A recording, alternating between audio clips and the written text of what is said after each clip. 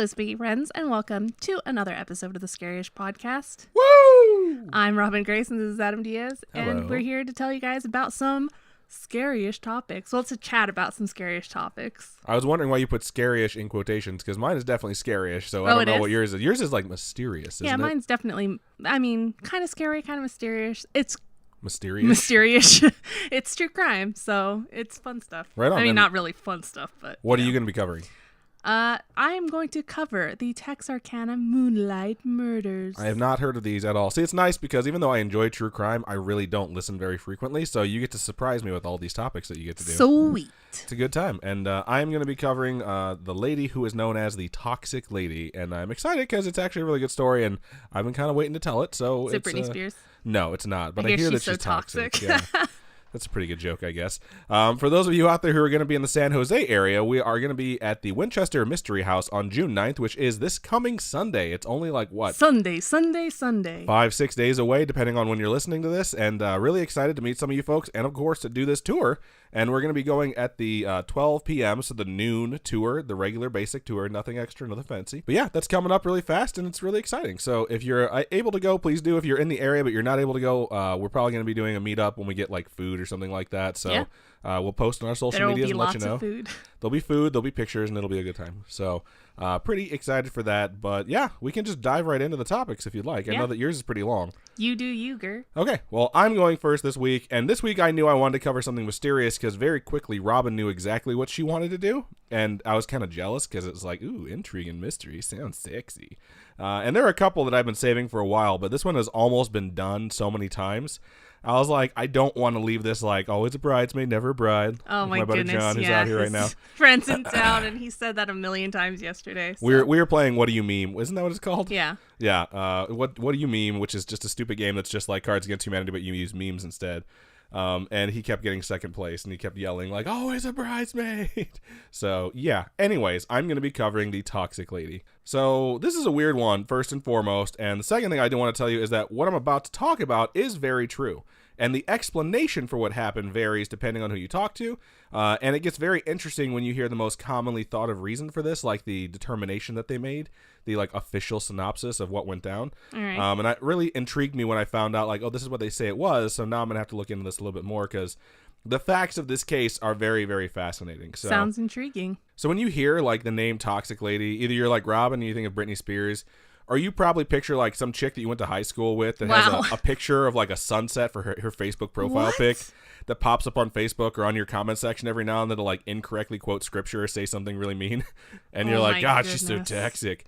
Or maybe like that friend that only posts two types of statuses, one about how they're out getting fucked up and their life is amazing, or the other ones when they're sober about how like their life is in shambles and they have no money and no time and it's not fair. And you're just like, oh my God, you're doing this to yourself. No, not those type of toxic people. This toxic lady has a name. That name is Gloria Ramirez, and this story begins on February 19th, 1994. So this isn't too long ago. This is only 25 years ago. Side note, holy shit, 1994 was 25 years ago, not 6 years ago like my brain automatically thinks. I was 5 years old. I was 9 years old. I could count how old I was on a hand. On one hand. That's which crazy. I should punch you with because that's so young. All right, so Gloria herself was only 31 years old. And for reference, I'm 34. I'm a 34-year-old man-child who plays at being like an adult. And this woman was 3 years younger than me. And she had two kids, a 12-year-old and a 9-year-old, named Evelyn and Angel. So this was a person, a human being with a life. And I think it's important that we talk about that. Because a lot of times when we talk about these bizarre cases, they talk about this person like they're just this source of entertainment for us. But it's kind of easy to lose sight of the fact that she was a human being. And people were very sad when this happened. And I'm going to talk about that because it's very important in this case. And I feel like it's not talked about enough. And she was also very sick. And Gloria had only 6 weeks ago before this, so 6 weeks before February 19th, found out that she had cervical cancer. Wow. So pretty intense thing to find out, especially at 31. And it's really crazy for me to think about someone younger than me battling cancer. Like, it's just bizarre. Like, you don't think about those little 3-year-olds, 5-year-olds battling cancer? When I think about kids battling cancer, it's so sad. I automatically default to that episode of Archer when like he realizes he's been given fake cancer medication, and the Krieger's like, you didn't think it was weird that your cancer medication was chewable? He's like, no, little kids get cancer, don't they? Oh my god. And he's like, oh, they do. So Jeez. very sad shit. And as a side note, cancer is just straight up scary. There's no ish on that. It's scary as fuck. So if you know someone who has it, you better do everything you can for them. And I really mean that. And if you're a survivor, or you know a survivor, you tell them every day that they're a badass. And if you have cancer, all I'm going to say is just keep going. And shout out to all the badasses out there. And a special shout out to a friend of mine whose name I'm going to leave out. He had testicular cancer in his 20s. And he made it through. And he's short a lot of lymph nodes and one nut, but he's happily married with a beautiful baby boy. Nut. And I think that's fucking badass. Hashtag it only takes one. When they posted they were pregnant, I put, instead of congratulations, hashtag it only takes one. Because I was just so proud of him. So anyways, sorry for the serious side note. Shout out to you, bro. Now you probably see Gloria as an actual person, and you're probably thinking of someone you know that's been through something like this. So that's good. That's a good way to get into this. And now we realize this isn't just a character in some wild story. It's a person that had bizarre shit happen to them. So it was around 8:15 p.m. this evening, and Gloria arrived at the emergency room of Riverside General Hospital in California, which is in the United States of America. She had been transported via ambulance. The paramedics had been working with her for breathing. She was conscious. She was having difficulty breathing, and she was very nauseous. And when she was being treated, like they're asking her symptoms and things like that, she was answering, but only in short sentences, and every now and then it just would not make sense. Like she was incoherent, and it's like she couldn't string words together. Right. And without getting too sciencey on you, basically what was happening is that Gloria's heart was beating too fast, her breathing wasn't regulating properly, and aside from that, her blood pressure was dropping rapidly. And anyone who watches medical TV shows knows, if your blood pressure is dropping radically, you're about to pass out. So she was in bad shape when she got to the hospital. And in addition to other hospital staff, there was a respiratory therapist there named Maureen Welch. I left out some last names, and then I put them in at certain times because I was terrified of pronouncing them. I'm not meaning for this to be insulting in any way. And I realized as I was reading it, like, that kind of seems dickish, but it's legitimately just because I can't pronounce things. So Maureen Welch was present due to the breathing difficulties. And when she made her way through the hospital to get to her, they were telling her the symptoms, and she immediately expected to see someone older. Because although cervical cancer is pretty frequent in younger people, they were just like listening to the symptoms like, oh, this is a person in kidney failure that's probably older. And they came in and it was a 31-year-old woman, and they were pretty surprised. And when I read that, what she said, I was like, well, now I need to Google it, and I need to know how old people are, the age range, because I just selected an age range today where I was filling out a registration for something, and it's like 25 to 34. I was like, one more year of that, thank you. So I was like, what age range has the highest rate of cervical cancer? And it's 25 to 29, which is incredibly young. And then like the second, just barely by an eyelash, is the next 4-year range. So 30 to 34 or 33. And so I was like, wow, that's crazy. I didn't know that. And that's absolutely shocking to me. So the hospital responded by trying to stabilize her heart rate and her breathing. And now, as you can probably guess, it wasn't working too well, or we probably wouldn't be talking about this. And Gloria fell unconscious. And now things get sad and very, very weird. The emergency staff sprung into action, and they tubed her to get air in her lungs. And when they did this, they noticed a liquid at the side of her mouth. And multiple people stated that it had a fruity garlic-like odor. And a nurse named Susan attempted to take blood so they could try and determine what was causing this. And while attempting this, she noticed a smell was coming out of this tube that they had tubed her with, because it's basically like a direct line to her lungs, you know? Right. And she said, and others stated, that it smelled very strongly like ammonia. And she was so overwhelmed by this smell, she had to step out and pass the syringe to a nearby doctor named Dr. Julie. I wrote a phonetic pronunciation of her name at the end of this, so I will give it to you. I just don't have it here. So Dr. Julie, which is a pretty badass name, Dr. Julie was able to get the blood. And when she started to step towards her, she stated that she noticed that the blood she was removing from the body was, and it's not a body, it's a human being that's still alive, it had pale yellow colored particulates floating around in it, which was absolutely bizarre. How do you get that to show up in your blood? Yeah. That's so crazy. They were baffled. And on top of that, she noticed the smell, she noticed the oil, and she was very aware of the fact that she was not responding to treatment. And while she's doing this and taking this blood and realizing these things simultaneously, Susan fainted. The first person to try and get that blood that had to step out, who was like, whoa, I can't do this. Something's making me very dizzy. Yeah. She passed out. She hit the floor. They took her out and removed her from the room. And not shortly after, Dr. Julie realized something was seriously wrong. And she stated she was feeling extremely nauseous and had to step out of the room.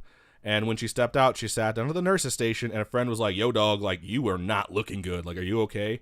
Did she also pass out? Dr. Julie responded by passing out and going into convulsions. Wow. So very quickly, the two people that tried to take blood from her have some serious issue going on. So people are freaked out while they're trying to save this woman's life. And when Gloria didn't respond to the medication and the regulated breathing from the bag or whatever, they had to shock her with the defibrillators. And when they shock you, they take off your clothes so they can have a direct line to your skin. Yeah. Otherwise, your clothes will start on fire, you know? So they take her shirt off or cut it off or whatever they did, and they noticed that her skin had like an oily substance on her, like not sweat. It had a consistency like oil. And they were very confused. And it still smelled very odd in the room because there was multiple smells just like permeating. Everyone's been to like an emergency room pretty much, you know? She was probably about to get cooked by the evil witch. I hate you so much. So they should have eaten her because she would have tasted delicious. But realistically, you've seen an emergency room. You know how small those places are? Like your cell or whatever they put you in. So there's so many people in there trying to work on it. And this smell is just overwhelming. It was around this time that Maureen, the respiratory therapist, passed out. She fell to the floor. So now people are just falling out around her. And as this happened, multiple members of the staff began feeling nauseous, and they literally started vomiting. Wow. And it all correlated with them zapping her. And they're not sure why or what happened. We're going to get to some theories, but it basically, they say like they were all retching, which is a nice way to say they dry heaved. There was nothing in their stomach. Yeah. The other ones were vomiting uncontrollably. And at this point, whoever was in charge was like, everyone in this emergency room needs to get out right now. And they evacuated the entire emergency room. They made all the patients that were there with emergencies wait in the parking lot so they could get them into a different part of the hospital to be treated. And after they evacuated, or as they're evacuating, multiple people volunteered to stay behind to try and save Gloria's life, which is crazy because she's doing really badly and people are like falling out around her. And multiple people are like, I'm going to stay here. I haven't had any of this happen to me yet. And I'm going to continue what we're doing. So that happens, and they alternated between CPR and the paddles for 45 minutes, trying to resuscitate her. That seems like a little overkill. 45 minutes? I don't know if that's normal. I think it was one of those things where they're like, it was such a big situation, they're like, we have to do everything we can to try and save her life. So at 8:50 p.m., Gloria was pronounced dead. The official cause of death was believed to be kidney failure, and it was a complication from her cancer. So now, a couple of things I do want to note. First, the crazy shit that's about to pop off when it comes to what happened left the family in a state of extreme grief and anger, because when someone dies very quickly, and if you find out someone has cancer and 6 weeks later they're gone, it's shocking. It truly is. Yeah. And the bizarre circumstances surrounding her death, they had to take specific precautions that made this even worse for the family. And so I always imagine when I do these, like, what happens if a family member listens to this? And so I want to be very respectful of the fact that this was a human life, but I also want to dive into like what happened. So we all treat this with respect because it deserves that, because this was a person, they had 2 kids, and that's super sad. But what did happen was bizarre and mysterious, and they still don't know what happened. I'm going to go ahead and put that one out there. They have theories, but no one knows exactly what happened. So the second thing is, I think when people are like falling out around a person that has bizarre symptoms you can't explain, it's pretty amazing that people are like, I volunteer to stay behind. Because that's crazy, dude. That's terrifying. Like, you're trying to save someone's life, which is terrifying in and of itself, and then you're risking your life at the exact same time. This is like an episode of Grey's Anatomy where I'd be like, that would never happen. Total horseshit. Yeah. So, but it did. So shout out to all the nurses and doctors. Y'all are absolute badasses. And special shout out to a friend of mine whose name I won't mention for privacy reasons, who's a nurse at the University of Chicago Medical Center. And she also just happens to be the wife of my other friend, the cancer survivor. Hashtag badass couple. Isn't he also a nurse? Hashtag it only takes one. He is a mechanical engineer. What? So, yep. All right. And it's extremely sad that Gloria lost her life this night. We can all agree on that, but what the hell happened with the entire staff? Because it's very, very intriguing for those of us who are fascinated by bizarre things. And in total, 23 people got sick and had symptoms that included vomiting. Were they all nurses and doctors? They were all staff that were near it, Okay. and we're going to get into like why some of them had it, and 5 of them had to be hospitalized after the incident. Wow. So after Gloria's death, they tried to contain the situation immediately, and they had to take her to the morgue and seal her basically in an airtight casket and then await an autopsy.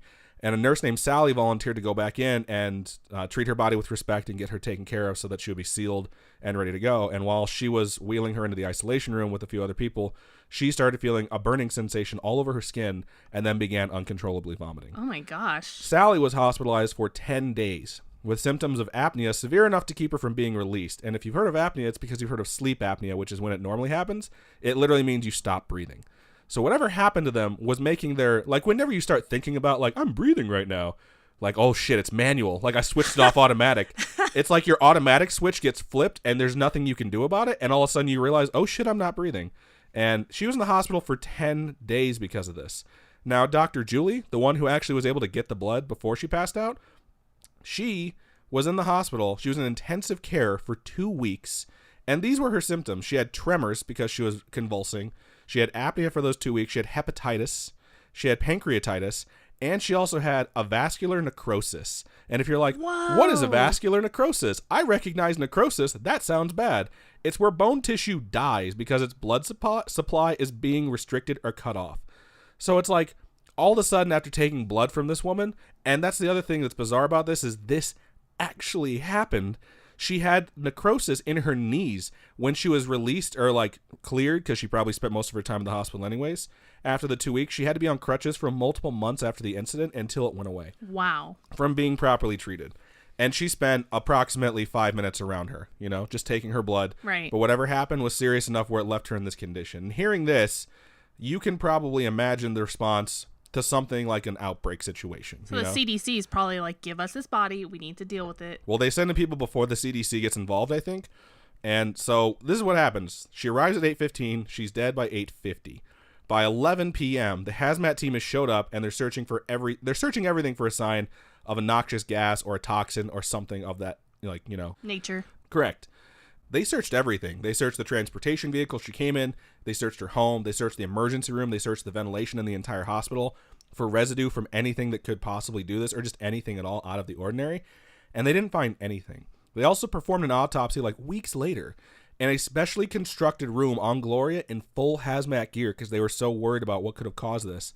And they found basically next to nothing. And I'll get to that in just a bit because next to nothing is a bit of a qualifier. Because we're going to get to some of these theories. So this one I'm about to tell you first is my least favorite. And it popped up 3 years after the incidents in 1997. And it was stated that, and this was published in a newspaper, stated that, quote, meth chemicals may have been smuggled out of the hospital in IV bags. Like there was some secret meth operation going in the hospital. And when Gloria showed up, someone accidentally grabbed a bag of one of the chemicals that you need to cook meth and hooked her up to it. And somehow, not only did that kill her. That makes your blood look like it has cheese in it. Right? Not only did that kill her, but it also triggered everyone else's symptoms. Like somehow it was turned into an aerosol. And in most of these theories, they think it's because she was electrocuted, because she was zapped to try and bring her back. But yeah, that was a theory that they released with literally nothing to go on. They're like, we theorized this because there's been that meth labs busted, and they know that they have to be getting these stuff from a hospital nearby. So like, this all fits. No, it doesn't. It's a pretty shitty theory. Now, remember how I said they found next to nothing? Well, they did find a couple of things, and one of those things is called DMSO2. That is what they call it. There's a very long name for it. I'm not even going to try it. So DMSO has multiple versions of it, like how things have isotopes that are just different versions of it chemically or however they're composed. Is that a chemical compound? It is. So DMSO is normally found in hardware stores and DMSO2, and it's actually technically a degreaser because that's what it's used for most often, but it is FDA approved for treatment of most bladder conditions because it's something that actually reduces inflammation and it relieves pain. This is no bullshit, and it's like oily and like a gel. But it's a degreaser? But it's also used as a degreaser. So it's also used for pain caused by shingles. You rub it on the area that you're affected by. Is that what they think the oil was all over her body? That's what they theorize. So, here, I'm going to keep going here. So you can rub it on your skin for sore muscles. If you Google like home remedies, it's basically like an Icy Hot that costs more than Icy Hot.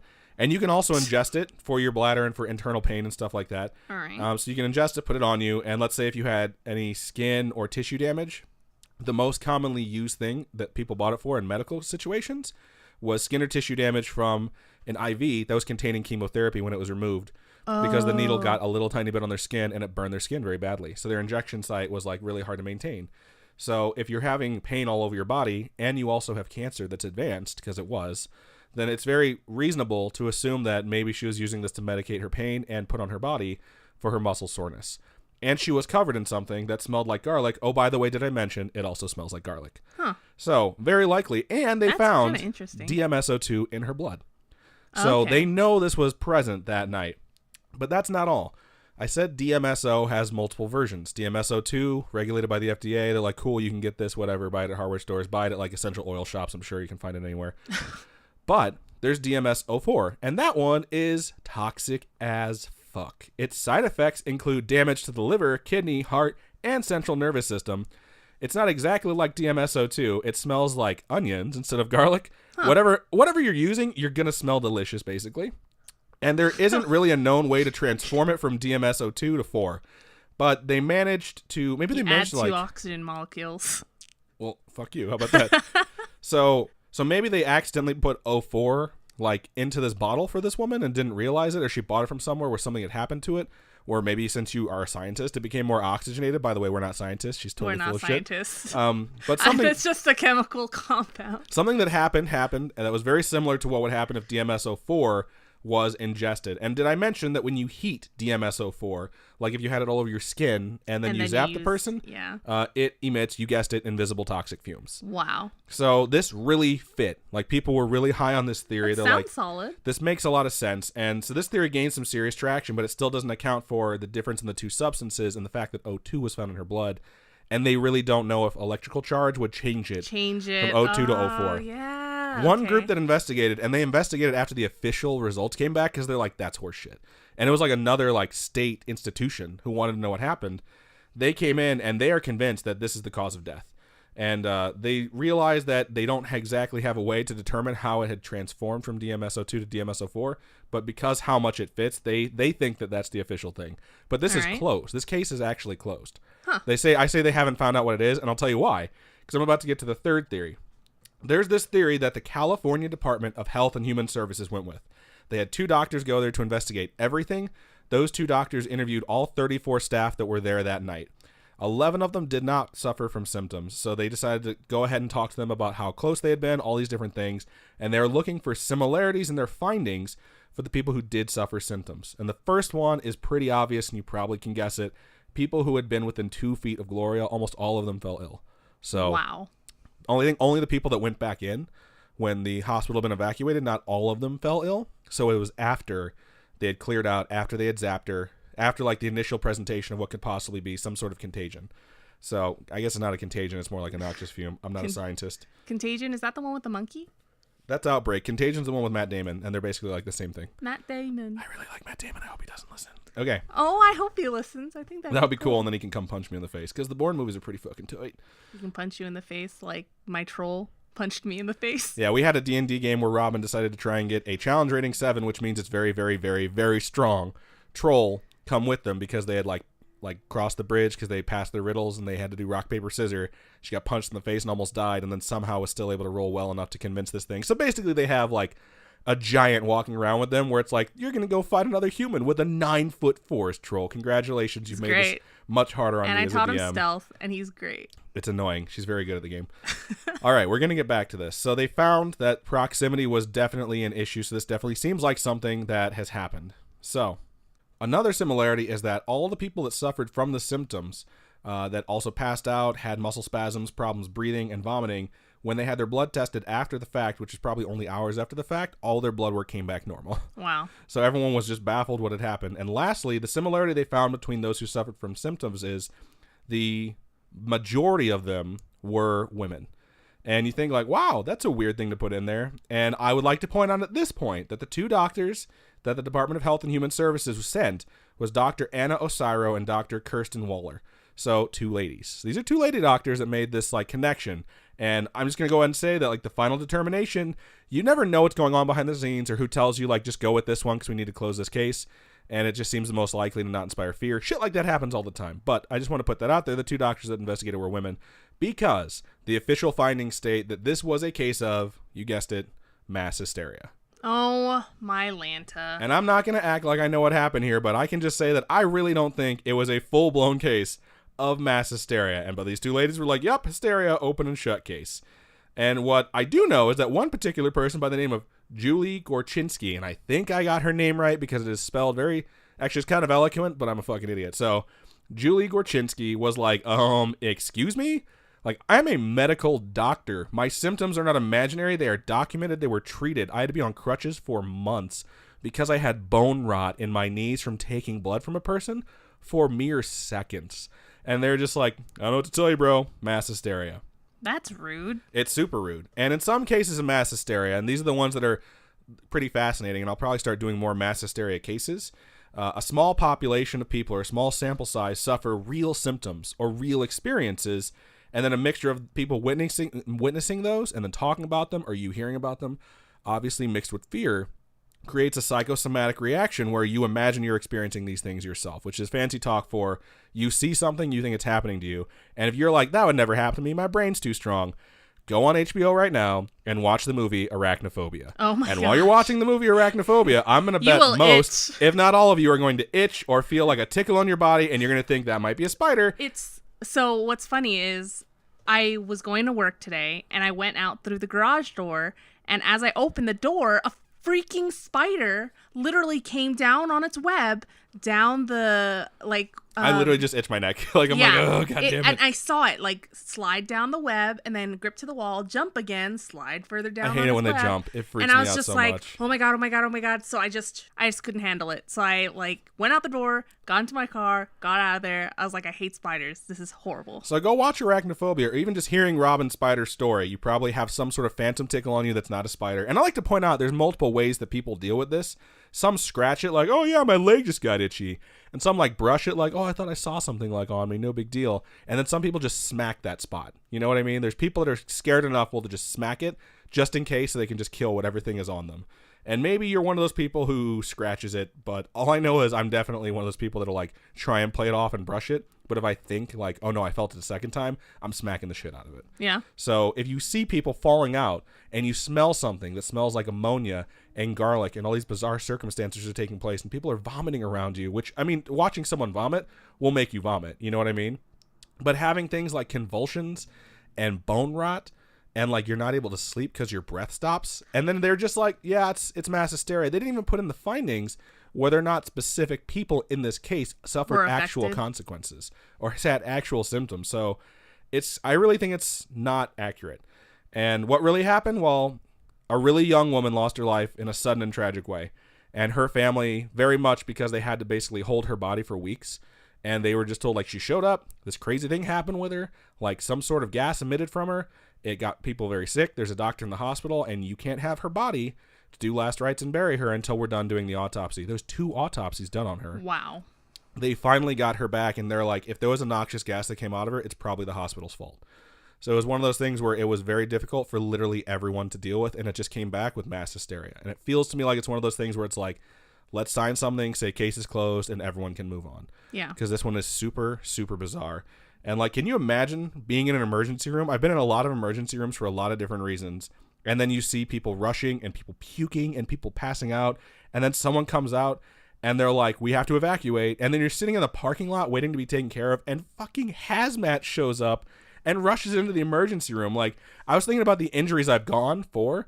And I'd probably just be like, you know what? Like, I'll just put some gauze on it and some duct tape and I'll be fine. It's no big deal. It's not that big of a gash. No worries.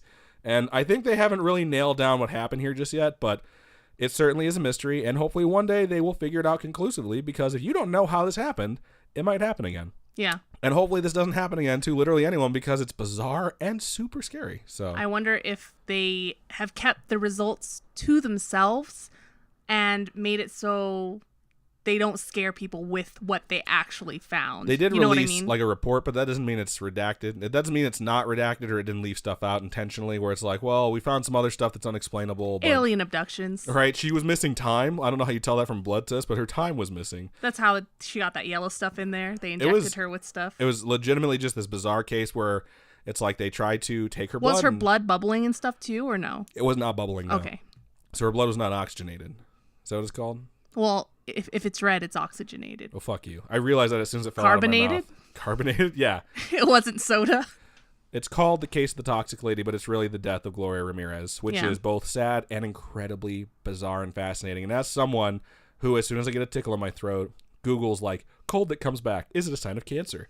Like, yeah, you've been sick constantly. Instantly my head goes to that, and I check it. I'm like, I can't imagine being told, like, you were very sick, and then realizing, like, I'm probably about to die. It'd be the most terrifying thing in the world. Right. But if something were to happen to me like that, I would really like it to be crazy and bizarre, where everyone talked about it for a very long time, where we're like, we don't know what happened, man, but Adam went out with a bang.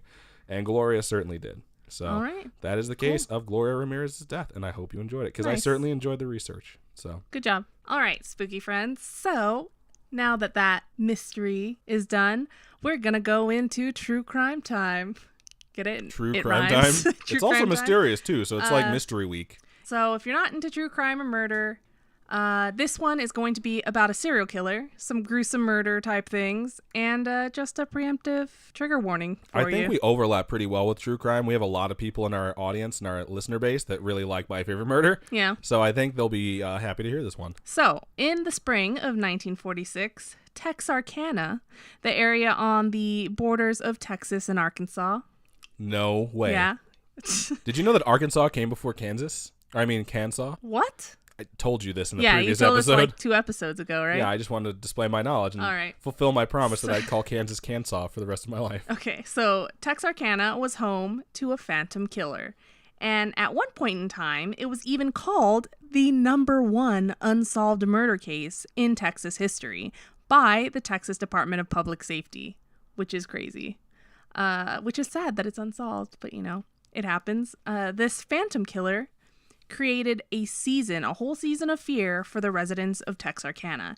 And it all started on the night of February 22nd, 1946, which is a long time ago, much longer than yours was. Over 70 years ago. Holy cow, dude. Jimmy Hollis, aged 25, and his girlfriend, Mary Jane Larry, aged 19, were parked on a road known to the locals as Lover's Lane around 11:45 p.m. So, by that name, you can kind of sort of assume what they were doing out there late at night. Praying. All naughty things. Apparently, they had just finished up seeing a movie together, so how else are you going to end a date other than an intense makeout Holding sesh? hands in scripture, exactly. Shut up. Okay. I gotta be pure this episode because story time number 69 is 2 days away. So. Oh, is it really? Yeah.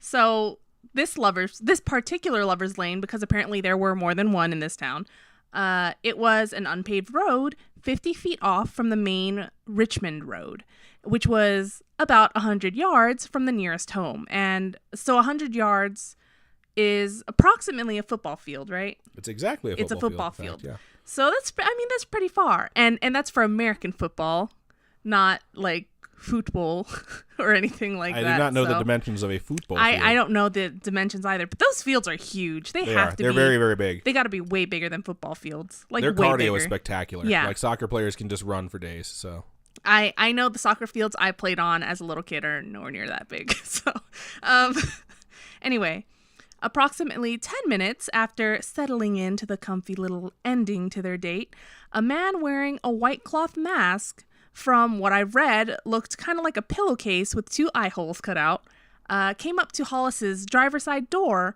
and shined a flashlight into the window. Hollis thought it was a prank, so he promptly told him, "Hey, buddy, fuck off." Well, you don't have the right people, or like you have the wrong people. And this random stranger was like, "I don't want to kill you, fellow, so do what I say."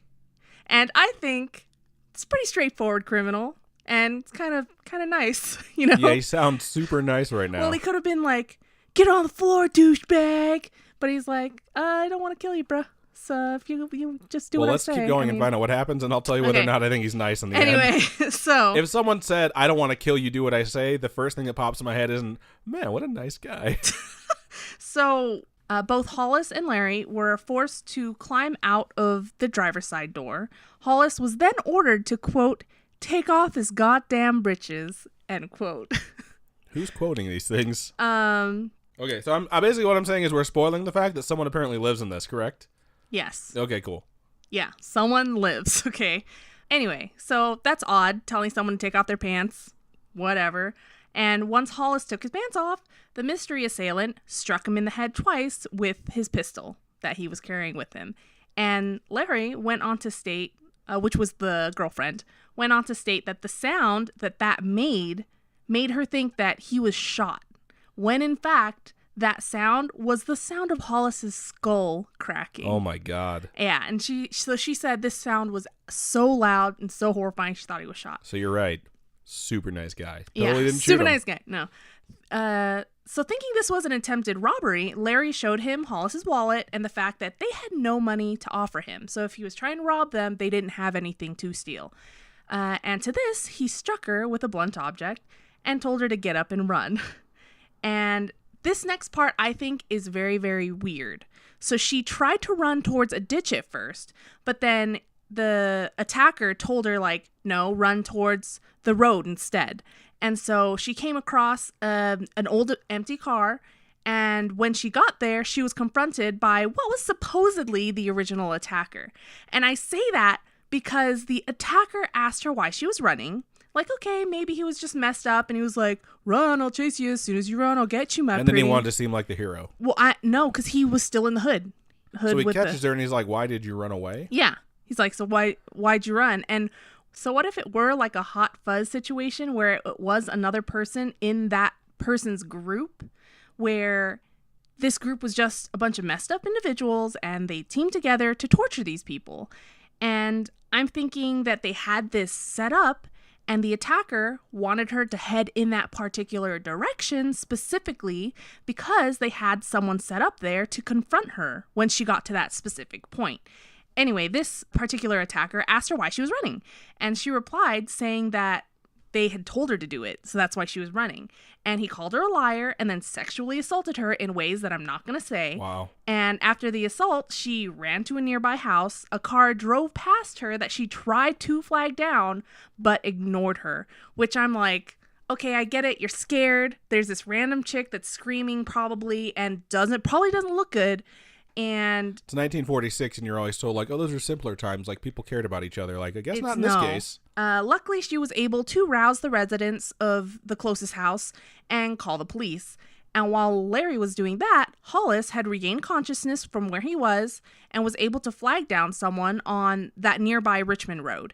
And those people that he was able to flag down left him there, but then went to a nearby funeral home where they called the police. And I totally understand their reluctance to take someone who probably had blood all over them. But still, it's like they stopped for the dude covered in blood and not the girl who was assaulted. Yeah. Like, wow. Clearly, it's not the same car. I mean, we can't assume that. But, like, for whatever reason, like, the movie version of my head that's playing was, like, the same people who were like, I guess we'll stop this time. Yeah. So police were on the scene within 30 minutes, and they weren't able to find the attacker, but they did find Hollis's pants 100 yards away from their parked car.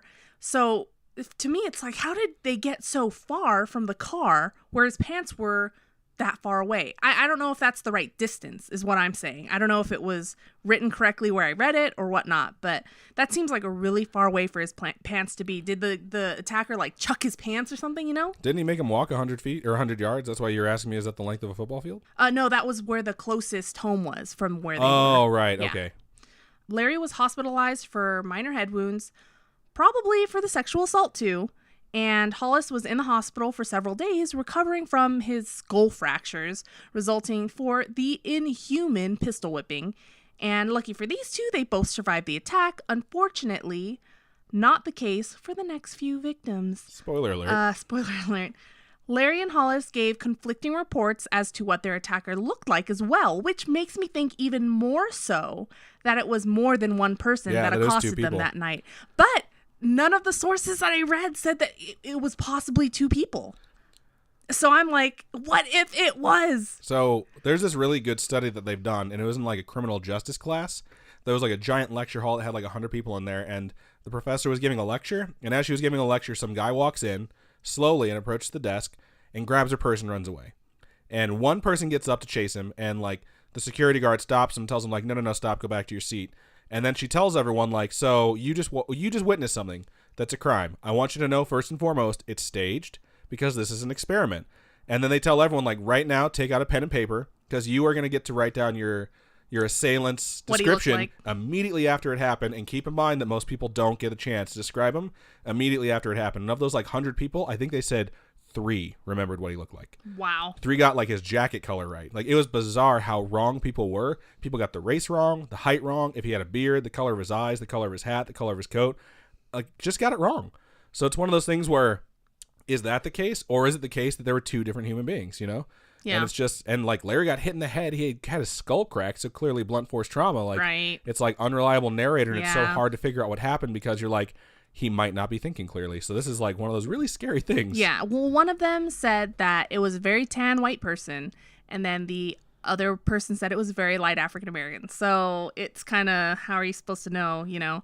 What pisses me off even more is police chose not to believe the woman in the situation. and they challenged her account of the events. And they also believe that she and Hollis both knew who attacked them and that they were protecting this person. So I was just mind blown that, of course, they wouldn't believe the woman in this whole situation. Right. But, I mean... But 1946, better time. Okay, so then came the first double murder. And yes, I said the first double murder because Spoilers. there are more. And the first one found a Richard L. Griffin, aged 29, and his girlfriend, Polly Ann Moore, aged 17, which doesn't make sense to me, but whatevs. It's a big gap in ages, but okay, let's keep going. They were found dead in Griffin's 1941 Oldsmobile sedan on the morning of Sunday, March 24th, 1946. And guess where the car was found? Was it that makeout lane? It was on a lover's lane, located 100 yards south of U.S. Highway 67 West, near a night spot called Club Dallas. Sounds hot. Club Dallas, wow. I don't know. Why does Club Dallas sound hot? Like literally hot because it's Dallas? I could see that. Oh, ha ha ha. No, I don't know. Club Dallas. I think it's a really spiffy name. Anyway, it sounds like just people should stop sneaking away to canoodle because bad things will happen. Canoodle? Yeah, canoodle. That's a good word. Like make out and do weird things. All right. I love me a good bowl of canoodles. Send me your canoods. Wow. Do places still have lovers lanes? I'm sure they do. Is there one in Vegas? I know there's a spot in Vegas where it's supposed to be super romantic. You lay down and watch. Well, I mean, there's like the official ones, and then there's the ones which is like it's an unfinished subdivision. You can go to a cul-de-sac and like make out because no one's around. But it's like finished roads, so you can get in and out. That's usually what the stuff where I grew up was. Just saying, like it's not like the actual street name is Lover's Lane. That's why this one, the first one, was like a gravel road. Yeah, it's just it wasn't paved. It's just a path where you can go and like right. be private. Yeah, be private and canoodle. The person who came across the two thought that they were just asleep at first. Griffin was found between the two front seats on his knees with his head resting on his crossed hands with his pockets turned out. Having been shot twice while still in the car. Wow. So he was probably shot in the car. They said that there was blood pooled on the ground in the car. So, or not on the ground, but the floor of the car. The whatever. floor, yeah, got it. Moore was face down in the back seat, also shot in the back of the head. Both were still completely dressed. Blood was also found outside the car, suggesting that they were moved from the outside and totally posed in there, which is super duper creepy. Like, who does that? Serial killers, like messed up serial killers. A .32 caliber shell was also found, supposedly from a Colt found inside a blanket that was also found on the scene. So the gun was there? No, the shell was also found, supposedly from. Yeah, so the shell was found inside a blanket found on. And the shell was from a Colt. Got it. Yeah, what they thought was from a Colt. Okay. So despite police efforts in their citywide investigation and a posted $500 reward for any information that could help them, they weren't able to come up with any promising suspects. And they interviewed about 50 to 60 witnesses, including patrons and employees of the nearby Club Dallas, but all they got were over 100 false leads in the investigation, which probably was really, really annoying because you're trying to figure out who killed these people, and all you're getting is a whole bunch of people saying like, well, maybe so-and-so did it. And you have to investigate the false leads. Right. And if you get to a point where you're not investigating the like abstract weird ones, that might just be the truth. Right. So you're wasting all these time and resources investigating things based off of like 100 different false stories. Right. The second double murder occurred on the evening of Saturday, April 13th, 1946. So each of these events takes place approximately 3 weeks away from each other. And this one is just really sad. Betty Jo Booker was only 15, playing alto sax in her regular weekly gig with her band, the Rhythmares. That's kind of a cool name. That's a cute name. At the VFW club, and around 1:30 a.m., her friend Paul Martin, age 16, arrived to pick her up. And when I read this, I was just like, why are these kids out so late? Where are their parents? Why are they outside? When I was 15, I wasn't allowed outside. So this blew my mind. I was allowed outside when I was 15, but still, this is it's odd, I think, for 1946. 1:30 a.m. But so many people like trusted the area they lived in. Like, yeah. It was just so safe. You could walk across town, but it's like 1:30 a.m. is definitely pushing it for like the safest of areas. Yeah. This was the last time that the two were ever seen alive. And Martin's body was found at 6:30 a.m. by Mr. and Mrs. Weaver and their son. He was found lying on his left side by the northern edge of North Park Road. and he had been shot 4 times. Once through the nose and through the left fourth rib. This side. I was like pointing to my right rib. You're pointing at it, yeah, and this is an audio medium. Yeah. The third was in his right hand, and the last one was through the back of his neck. So it's escalating. It went from not being shot to being pissed. Well, it started from not killing people right. to actually killing people. 2 gunshot wounds, then 4 gunshot wounds. Unless this guy fight back and it took more bullets because he resisted. Like, having a bullet in your hand makes me think you grabbed the gun. These 2 actually put up a fight, from what they said and where I read this stuff. Blood was found further down the road by a fence, so it seems like there was quite the struggle to get from there to where they found the body. And Booker was found at 11:30 a.m., 2 miles away from Martin's body behind a tree. And she was found by a search party, including the Boyd family and their friend Ted Sheppy. She was found on her back, still fully clothed. Her right hand was placed into the pocket of her buttoned overcoat, and she'd been shot twice, once in the chest and once in the head, or in the face. That's even worse than just the head to me. But it just seems like a little too specific. You know what I mean? Chest and head. Like, what is it when you get a hit on someone? It's 2 in the chest. 2 in the chest, 1 in the head. Yeah, it's very execution style. Right. It was like they were just making sure they were dead. And shooting your face, there's got to be some Criminal Minds type stuff going on there where there's something with that whole thing that only a certain person does that by looking them in the face and doing it. But it was just crazy.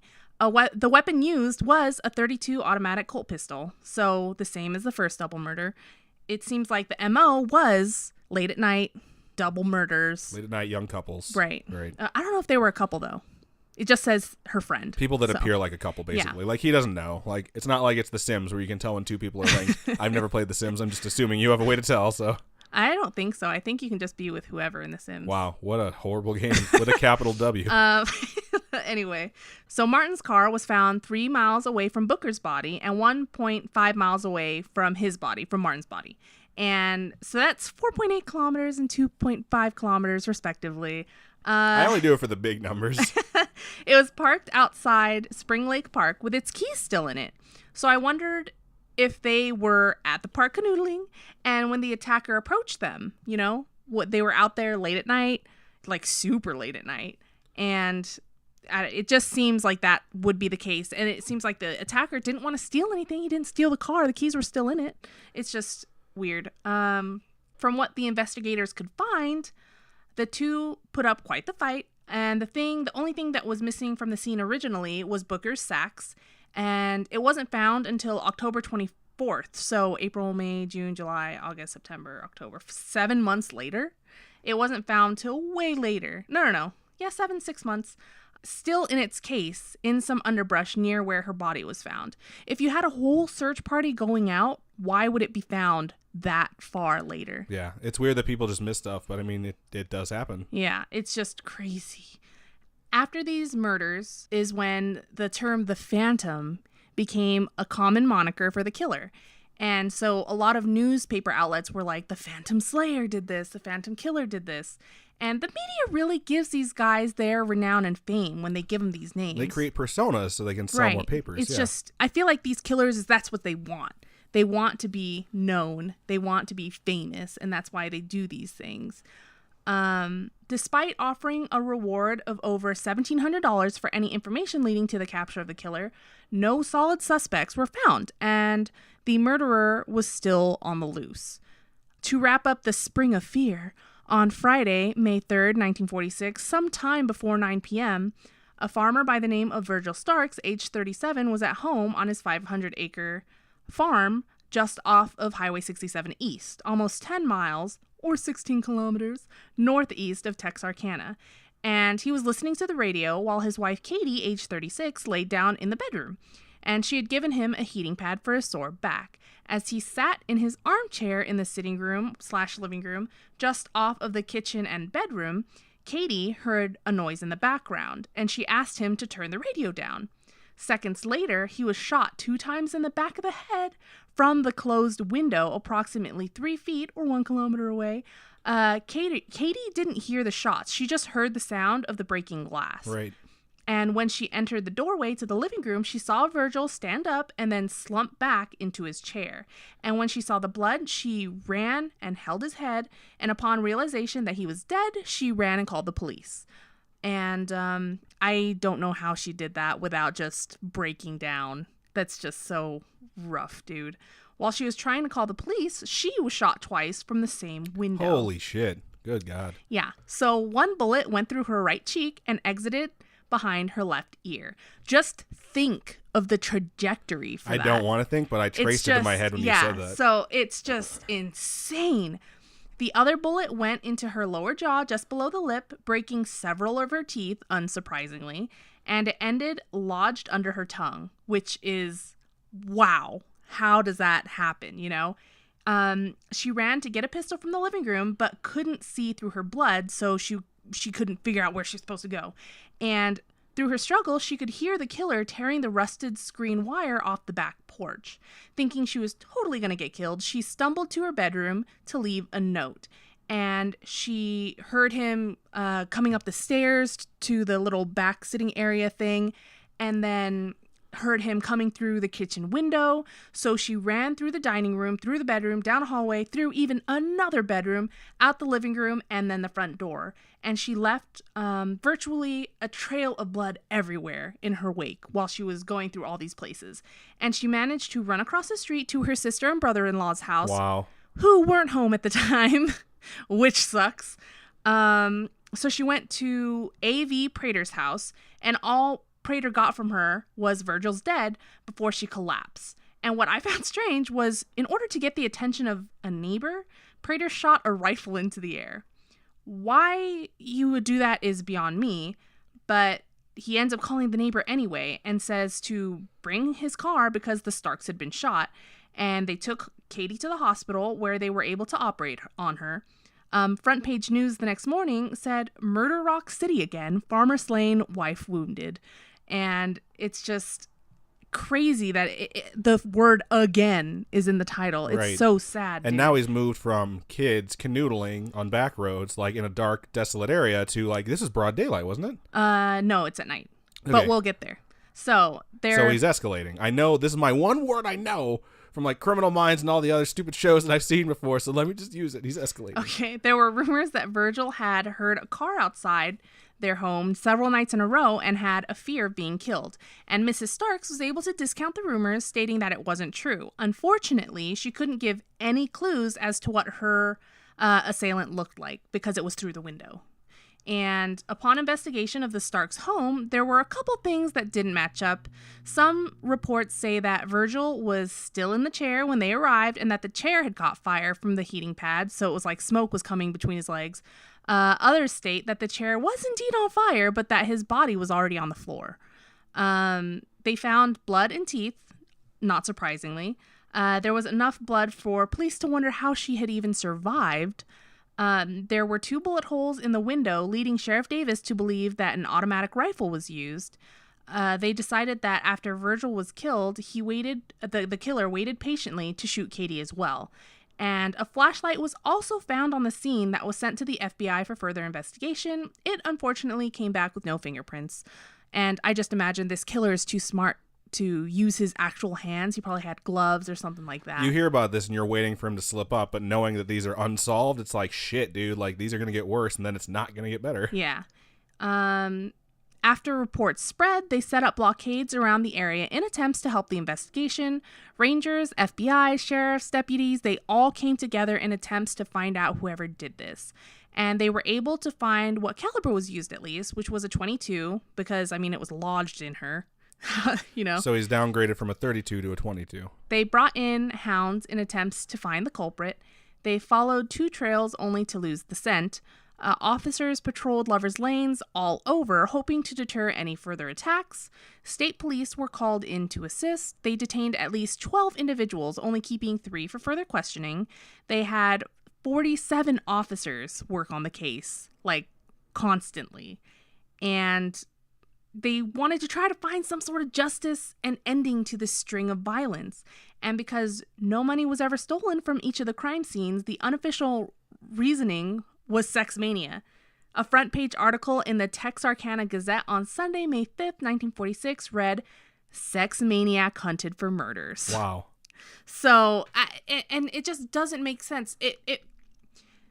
The other murders didn't show signs of sexual assault. Except for the first just one, which wasn't a murder. Yes, it was an attack, and they definitely assaulted her, but the other ones don't show that. So it's, at least not from what I read. And it just doesn't make sense that they're like, sex maniac, that's what it is. The reward by this time was up to over $7,000. There's a point in time where it's up to $10,000. It was requested that the public refrain from spreading any rumors, like stop repeating it, stop telling stories. We need to get this, like, all the correct information. And they turned to the media in attempts to find any clues to who the culprit may have been. An article on the May 11th edition of the Texarkana Gazette asked for any possible missing persons the nights of the incidents. So somebody in so this is what they had stated in the article. Quote, "Somebody in Texarkana or in Bowie or Miller counties knows somebody else that was out of pocket on the nights of February 22nd through 23rd, March 23rd through the 24th, April 13th through the 14th, and May 3rd," end quote. Like, these are all the dates. Someone out there knows something. Someone knows something. Someone went missing. Someone was out, didn't come home until way later. You know, something happened. And by November 1948, the Starks murder was considered separate from the others.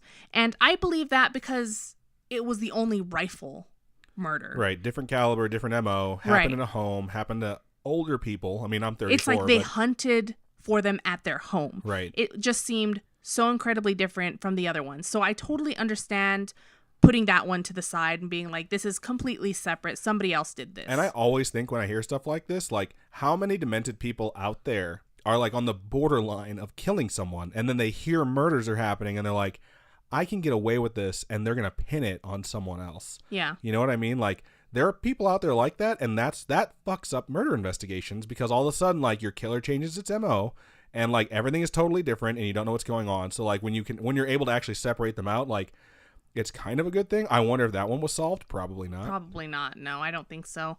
May 19th, 1946 had people thinking that the killer was already in custody. So there was a bunch of rumor going around about who it could possibly be. They had to put out news articles stating that if they caught him, that they'd let them know. So people were just like, they caught him. It's probably so-and-so or what, blah, blah, blah, blah, blah. And police were like, we haven't caught him yet. Stop saying that we have. We will let you know when it happens. Gossip, man. It just derails literally everything. People were just afraid, and it's totally understandable because there have been so many murders. No one knows who did it. And it's like every month, something new. So I would be totally scared. It really did cause a lot of panic in the area. Parents were keeping their kids inside. Curfews were set for businesses. Residents were locking doors after just a lifetime of being just doors left unlocked, open. Come on in, that type of thing. Yeah. Yeah. They were locking their windows, arming themselves. A lot of people were they were literally buying out stores. So they were selling out of guns and locks and ammo and all this stuff because people were trying to arm themselves. And some people even nailed their windows down. That's how scared they were. Wow. Some people put like sheets and stuff over the windows. They just wanted to protect themselves. And this is how curtains was invented. You're welcome. Police were flooded with inquests and people claiming to know who the killer was. There was even a rumor that a pastor gave his son up as a possible suspect. Wow. Which is crazy. That's intense, especially if you're wrong, dude. Right. The streets were practically deserted. Shops even limited their sales of alcohol in order to assist in preventing any further trouble. So if you were already drinking or already drunk, they weren't going to sell you anything. An excerpt from the May 8th Two States Press stated, Texarkana people are jittery, plain frightened, and with reason. Within a period of 6 weeks, 5 people have been murdered in cold blood and a 6th seriously wounded, escaping death by a seeming miracle. The question in the minds of most of the citizens is, when, where, and how soon will another tragedy shock the community? And who will be the victim or victims, since death seems to be the design of the killer? So it's pretty, well-written article, I think. But I was just like, dang, dude, that's really scary. It really captures the moment where it's Right. like people are terrified and they're just waiting for someone else to die. Police were flooded with false reports. Any small sound had people reporting intruders. Even if there was like one that was, they heard noise upstairs. And when the police went to check, it was a cat ruffling around in the garbage. It's just everyone was scared of everything. Some white-faced calves broke out at some point and people reported, quote, white-faced things in the dark, end quote. So it's just baby cows It was running just around. baby cows running around, and people but they're are terrified. so scared. And after 3 weeks, police presence began to return to a reasonable level. The town's fear began to fade, though the hysteria of the events lasted through the summer, now fading perhaps like 3 months later. And by October, Texas Rangers slipped out of town with little fanfare in order to prevent giving the Phantom Killer any ideas that they should attempt another attack. So they were just like, we're not going to let anyone know we're leaving because we don't want to give them any ideas. Because they slowed down because they probably don't want to get caught or left the area. Right. But if you don't announce it, then maybe they'll not start back up. Right. Though police had reduced their presence around town, kids began to kind of up their detective game, little Nancy Drews and stuff like that. Some purposefully parked on dark, lonely roads in attempts to apprehend the slayer themselves. That's some straight up Texas shit. Like these kids were like, you're killing my friends. I'm going to go sit in a parked car in the middle of the dark with a gun and I'm going to blow your brains out. Well, there was one point where police were going around in unmarked cars and they were walking up to these kids sitting in these cars, right? Wow. And this is a recipe for disaster. Yeah. And so the cops would be like, okay, hey, I'm a cop. I just want to know what you guys are doing up here. And the girl, there was one where a girl was like, lucky you told me you're a cop because I could have just blown your fucking head off. And she pulls out a pistol like they just want to catch this guy. And so police had to start making statements multiple times that it was really a surefire way to get killed. So stop it. And that's the other thing too. And no one ever thinks about this. In this giant debate that we're not going to get into, it's like if you are a citizen and you have a gun on you and something like this is happening, you have to understand how difficult you're making it for a police officer who's like, I'm looking for someone who's killing people and I see a random stranger in the dark holding a gun. Like you have to make a split decision in that moment where it's like, I guess I'm not going to shoot them and hope that they don't shoot me. You know what I mean? Yeah. And it's like, there's obviously a bunch of other stuff at play in a bunch of other scenarios. But in this case, like that cop basically decided I'm not going to pull my gun on this person who has a gun on me. And like, you don't know, like it could have been a young girl like killing her classmates. You know, I can't imagine the shit that runs through your head when someone has a gun on you. Yeah. And there's a killer out. So it's one of those things where it's like, I totally get it. The taking matters into your own hands thing. Like people are upset and people are scared. But at the same time, it's like, for that cop, he was probably like, Jesus Christ, man. Like, what am I supposed to do now? The killer was never caught. Each incident was so much the same, but yet so different. And Jimmy Hollis and Mary Jane Larry were the only survivors of their attacks that had any type of description of their attacker. And there's no way of knowing if the culprit was masked at any of the other incidents. And they had the MO, they had a profile, but without any definitive description, there was no way that they were going to really find him. And they had no evidence that could give them a really good lead as to where they should even be looking. And a psychologist by the name of Dr. Anthony LaPaula ventured that the killer must be someone from another community that was simply acquainted with the area. He may be a lone wolf most of the time, not telling anyone of his activities. So no one would notice him missing. Right. And he may just be someone who plays at being a good citizen. So it just kind of depends. And I really think that it's possible for there to have been multiple culprits. And that's just me. I'm sure maybe other people out there that said the same thing, but this is my thought process. Is it's some hot buzz shit. There's a whole group of people or just a pair of people. Or other people saw what was going on and were like, this is my opportunity to get rid of this person. Yeah, it's just crazy. And everyone might have been just thinking that it's one person, so they weren't looking for a pair. And you never know. One of the prime suspects was Yoel Swinney, an Arkansas State Police officer by the name of Max Tackett, 33, was a rookie during that time and noticed that a car had been stolen on the nights of the murders, and a previously stolen car was found abandoned. He staked out a car that had been reported stolen, waiting for someone to come back to it. And when that person returned, he arrested a 21-year-old woman who claimed she had just married her husband in Shreveport and that he was currently in Atlanta, Texas, trying to sell another stolen car.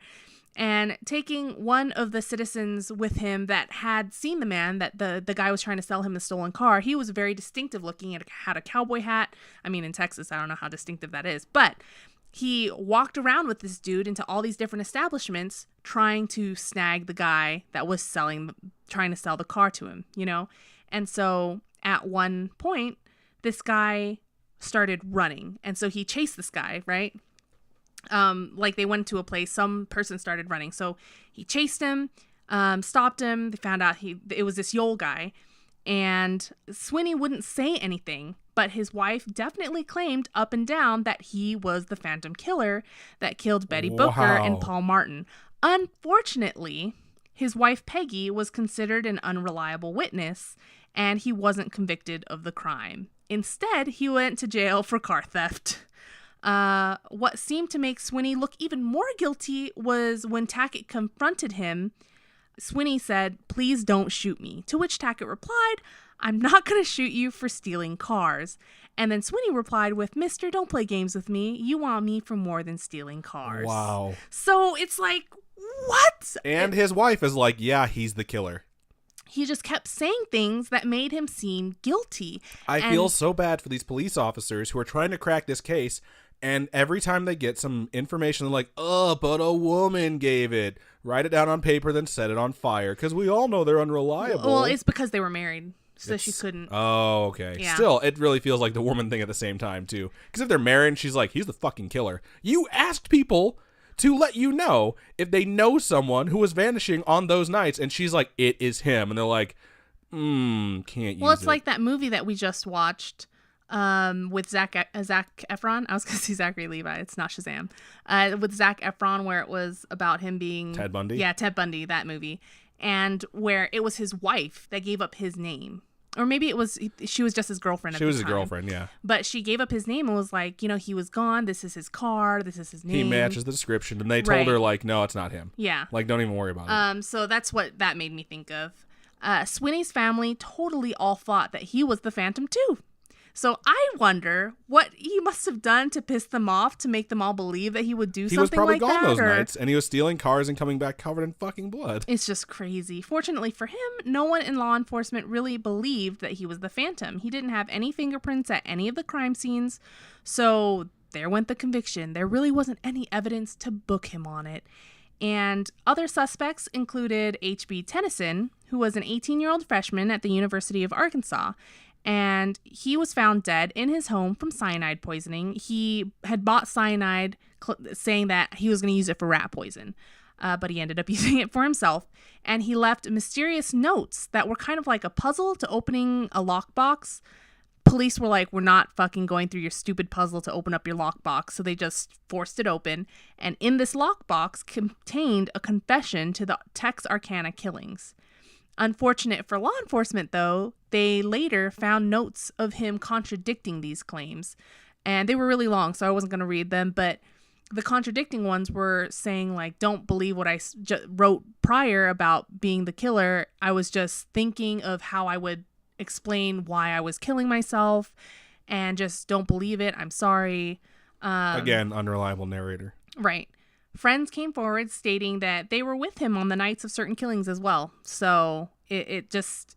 So he's pretty much scratched out. Right. He seems like one of those people that has like some sort of like mental illness where they start confessing to things that they actually didn't do to like try and feel like they're putting people's minds at ease. Yeah. But again, it just screws up the investigations. Yeah. And he was 18. So he was just... I'm sure he was maybe probably suffering from depression or something like that and just wanted to give some sort of a reason, and it's just unfortunate.